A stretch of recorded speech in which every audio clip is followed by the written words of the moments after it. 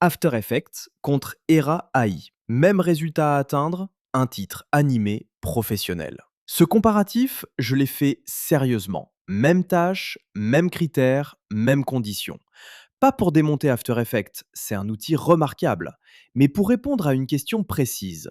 Pour un créateur YouTube en 2026, lequel de ces deux outils a du sens? Le verdict en 10 minutes. Avant de commencer, les règles. Je compare sur 4 critères précis. 1. La prise en main. Combien de temps pour faire sa première animation de qualité depuis zéro? 2. La vitesse de création. Temps réel pour produire 3 types d'animations courantes: titre animé, graphique de données, logo animé. 3. Les capacités avancées. Ce que chaque outil peut faire que l'autre ne peut pas. 4. Le prix.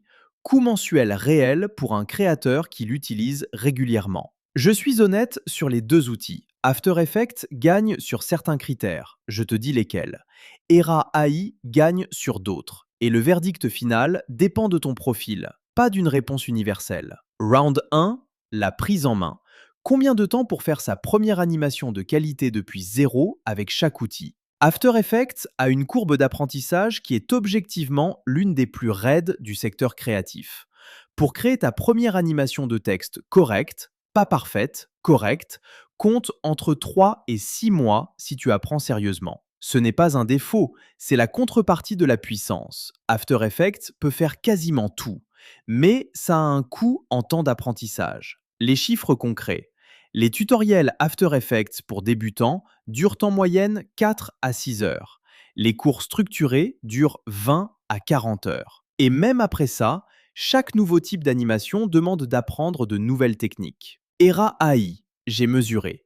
Entre l'ouverture du compte et la première animation exportable de qualité, 8 minutes et 34 secondes dans mon test. Tu décris ce que tu veux, tu génères, tu exportes. Il y a une courbe d'apprentissage sur la formulation des prompts. Apprendre à décrire précisément ce qu'on veut. Mais elle se mesure en heures, pas en mois. Round 2, vitesse de création. J'ai mesuré le temps réel pour 3 animations types. Dans les deux outils, même condition. Dans After Effects, pour un titre animé avec effet de machine à écrire et une ligne de soulignement animée, 42 minutes dans mon test. C'est quelqu'un qui connaît bien After Effects, pas un débutant. Dans Era AI, même résultat. 28 secondes de génération, 3 minutes d'ajustement. Total, moins de 4 minutes. Dans After Effects, un graphique en barre animé avec 6 valeurs, label et animation séquentielle, 2h15 dans mon test. Encore une fois, quelqu'un qui maîtrise l'outil. Dans Era AI, 45 secondes de génération, quelques ajustements de couleurs. Total, moins de 5 minutes. Dans After Effects, un logo reveal avec effet lumineux et texte, 1h40. Dans Era AI, 2 minutes 30. Round 3, les capacités avancées. Et là, le verdict est différent. After Effects gagne clairement sur tout ce qui est animation 3D, compositing avancé, effets visuels, tracking. Ce sont des fonctionnalités que Era AI ne propose pas, et probablement pas dans un avenir proche. Si tu fais de l'animation de personnages, du motion tracking, de la 3D, du compositing avec des vidéos réelles, After Effects reste l'outil indispensable. Il n'y a pas d'alternative sérieuse sur ces usages. Era AI gagne sur les animations 2D pour créateurs. Titre, texte, graphique, carte, logo, intro.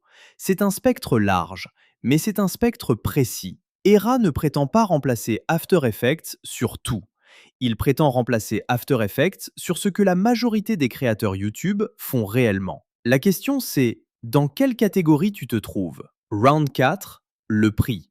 Comparaison simple. After Effects seul n'est pas disponible à l'unité. Tu dois prendre Adobe Creative Cloud qui inclut Premiere, Photoshop, Illustrator et les autres. Le plan complet tourne entre 55 et 65 euros par mois selon les offres et les promotions. Era AI, plan standard à 20 dollars par mois, plan pro à 40 dollars. Si tu prends l'abonnement annuel, tu descends à environ 12 dollars et 24 dollars respectivement grâce à la réduction de 40%. Le vrai calcul n'est pas juste le prix de l'abonnement. C'est le prix de l'abonnement plus le temps que tu passes à utiliser l'outil. Si tu passes 3 heures sur After Effects pour faire ce que Era fait en 5 minutes, le coût réel d'After Effects est beaucoup plus élevé que son prix d'abonnement. Voilà le tableau complet des 4 rounds. Le score global, Era AI gagne 7 critères sur 11.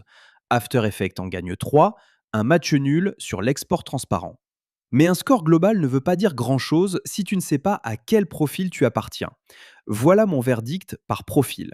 Tu es créateur YouTube solo. Era AI est l'outil qu'il te faut. Tu gagnes du temps sur chaque vidéo, tu produis des animations pro sans courbe d'apprentissage et tu paies moins cher. La décision est simple. Tu es motion designer professionnel. After Effects reste indispensable.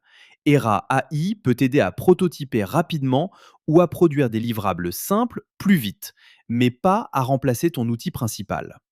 Tu débutes et tu ne sais pas encore. Commence par Era AI. La courbe d'apprentissage est quasi nulle, tu commences à produire du contenu de qualité immédiatement. Si tu réalises que tu as besoin de capacités plus avancées, tu apprends After Effects à ce moment-là, avec une base solide en motion design. Le lien pour essayer Era AI gratuitement est dans la description, avec 15% de réduction. Tu testes, tu vois si ça correspond à ton workflow et tu décides. Si tu utilises déjà After Effects et que tu as des questions sur la transition, pose-les en commentaire. À demain!